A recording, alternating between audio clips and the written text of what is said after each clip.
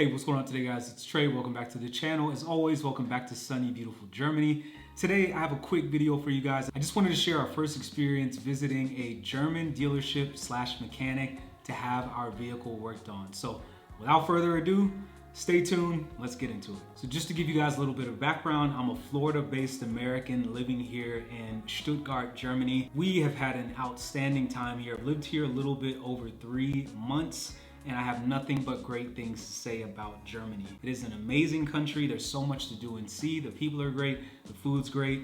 The weather, it could be better, but it's summer, so I'm not gonna be complaining too much about that. So now I just wanna share my experience with you guys about visiting a dealership. I already talked about visiting a doctor. I've talked about visiting the German Rathaus. And now I wanna talk about something that a lot of people obviously have to deal with living here in Germany, and that's visiting the mechanic. Germany has a massive car culture. It's home to the German Autobahn, and it's home to some of the largest vehicle manufacturers on the planet. Also, some of the nicest vehicles on the road can be found right here in Germany. So obviously, what does that mean? Vehicles have to be worked on, and I want to share with you guys my experience of getting our vehicle worked on. So even though we live in a pretty centralized area here in Stuttgart, we actually own 2 vehicles. We own a BMW and we own a Volvo XC90, which is our big SUV that we use for grocery shopping. We use it a lot, and really it's my wife's vehicle. So we bought it, the check engine light came on recently, and so the very first thing that we decided to do was actually call Volvo to see what could be done to either fix it or just simply turn off the check engine light, because obviously check engine lights just come on whenever they want sometimes. So after calling Volvo, they told me that they could get us in a few days.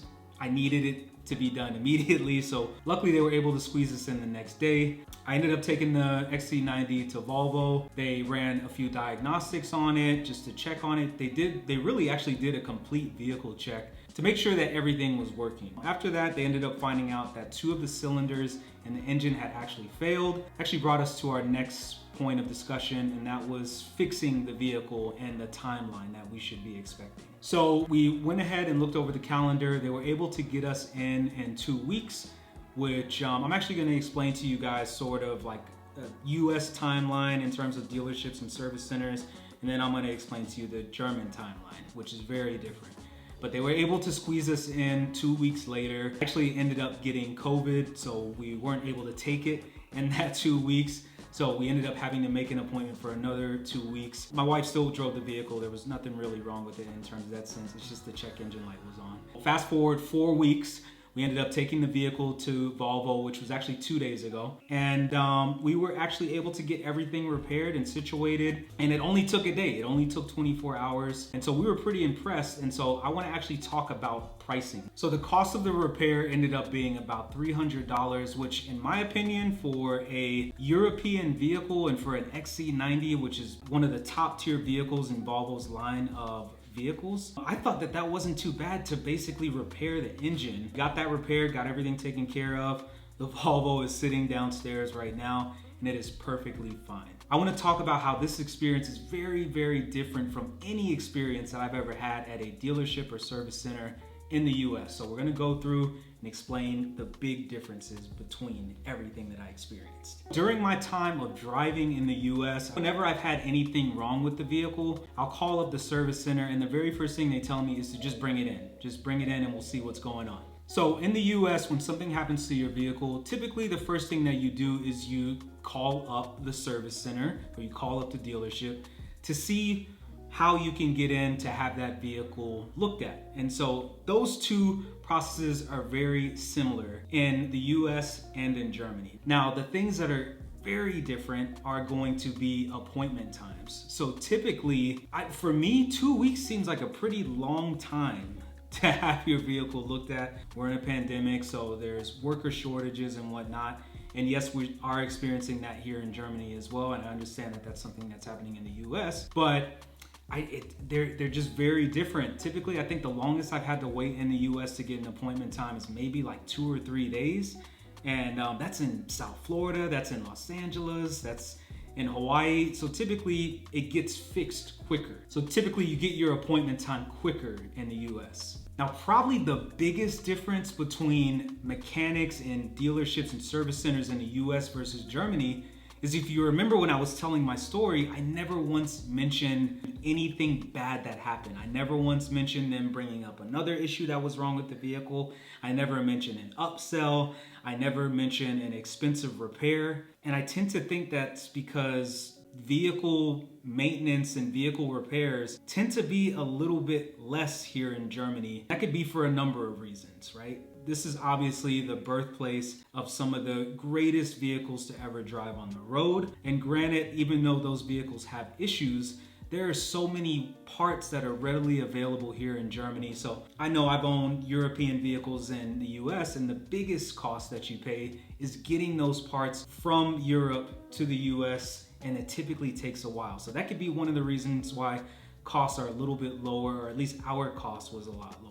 I will say that this experience was a lot different than I expected it to be. I expected the repair to cost no less than 500 euros, and I just expected them to say, hey, there's something else that needs to be fixed, or there's something else that is wrong, that you need to get this done. It's time to get this done, because in the US, that's just the mindset at dealerships and service centers, is keeping the customer coming back and taking their money. That's not the case here in Germany. And Volvo is obviously not a cheap company to deal with. Their vehicles are not cheap, right? They're not cheap to maintain. But to get your engine repaired and for it to cost around 300 euros is pretty shocking in my opinion, right? So I promise this isn't like a car channel or anything like that, but I love my vehicles. And yeah, I just haven't had the best of luck with dealerships, service centers, mechanics in the US, specifically located at dealerships, right? I feel like they're always trying to upsell me on something. I feel like they're always trying to tell me something else is wrong with my car other than what I brought it in for. And I just feel like they're always trying to take advantage of me. And I didn't get that feeling or vibe at all from Volvo here in Germany. They really took care of us. They didn't try to like slap our hood and like say, hey, now you need to get this done. Like there was none of that at all. They were very transparent. They were just trying to make sure that our issue was fixed and we could get out of there basically as quickly as possible. And I appreciated that. So even though it did take a lot longer than I expected it to, appointment wise, I would much rather, I'll wait a month if it means that the issue's gonna get fixed. I'm not gonna be taken advantage of. And basically I'm comfortable. I have peace of mind about my experience, right? So just the mindset and the experience is very different here in Germany than it is in the US. And it even got to the point where I wouldn't take my vehicle to service centers, or I wouldn't take it to corporate dealerships or even individually owned dealerships. I just didn't trust what I was being told. I'm not an idiot when it comes to my vehicles. I understand what goes on underneath the hood. I understand, how my vehicles run and how they're supposed to run. So when I'm taking my vehicle in, for example, I used to own a BMW E92 M3.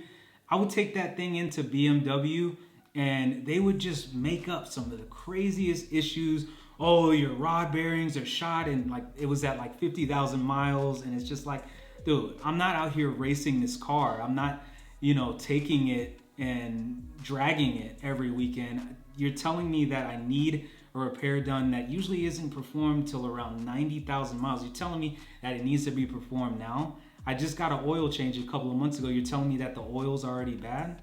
Like, what's up with all these lies? What's up with all this manipulation? And it's just, it was really annoying and really just like unfortunate. There's no reason why anybody should be taken advantage of.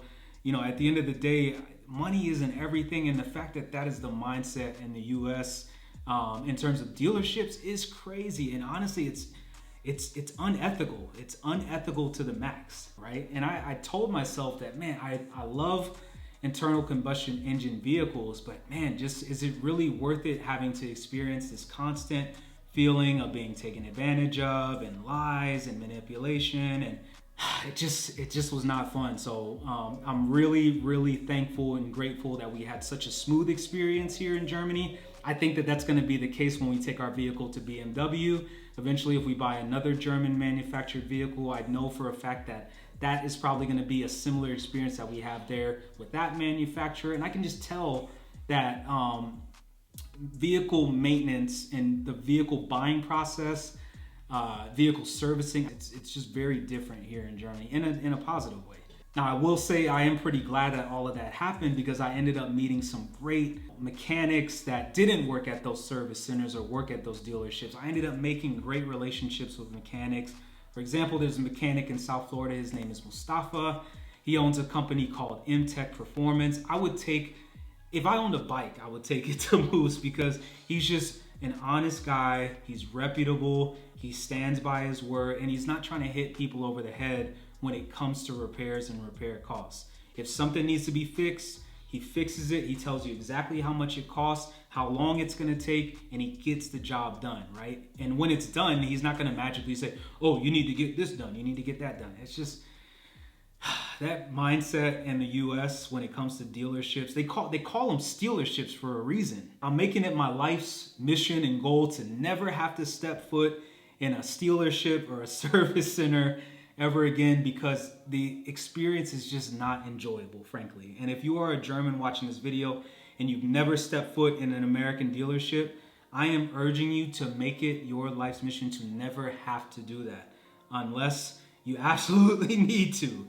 And whatever you do, try to research a third-party mechanic that can get the job done. And honestly, it's gonna end up being smoother and a lot simpler for you as well. So huge kudos to Volvo and the German dealerships here in Germany. I can tell that ethics are a huge cornerstone of German society and German culture. And I'm just really glad that our experience was simple, right? Taking your car in to get repaired is not fun at the end of the day, especially when it's a check engine light. But I'm glad that it got taken care of. I'm glad that it didn't cost an arm and a leg to get repaired. And I know I mentioned that it took about 4 weeks to get done. We'll just call it 2 weeks because obviously COVID is not their fault. Even though it took 2 weeks to get done, I'm still glad that it got done, and I'm glad that we had peace of mind at the end of the day. So I know I said that it was gonna be a quick video. Sorry that it lasted a little bit longer than expected. But as always, thank you guys for the continued love and support.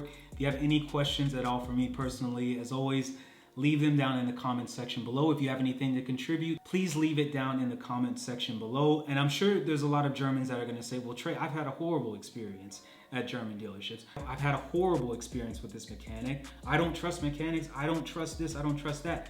Please mention it in the comment section below. Let's have productive dialogue. Tell me about your experience. If you're an American, Canadian, or just really anybody else that is not German, that has had a similar experience to mine, leave it down in the comment section below. Let's talk, let's converse. As always, thank you for the continued love and support. Thank you. Mahalo for watching.